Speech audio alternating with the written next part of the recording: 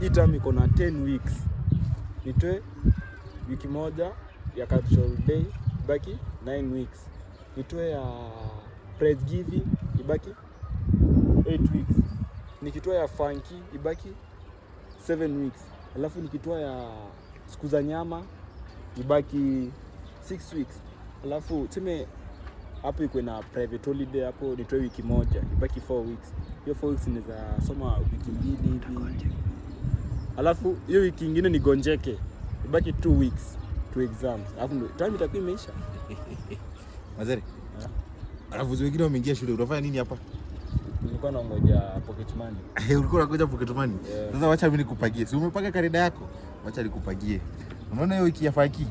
Hiyo wiki ya faki niko na kalenda vizuri. Hiyo wiki ya faki tutafanya history wiki mzima. Sawa? Uko na talent wewe, unaenda kufanya nini faki? Do you have a talent? No, hata kusoma si talent yako, si ndio? Tutakaa na wewe tufanye history. Sawa? Wiki ya cultural days inafunza Kiswahili. Tutafanya Kiswahili hiyo siku. Sawa? Wiki umesema utakuwa mgonjwa. Aki wa rain make sure hiyo nasa hata wewe kuona. Aki atakuwa mgonjwa. Wiki gani kile? Hebu nikumbushe wiki gani umesema?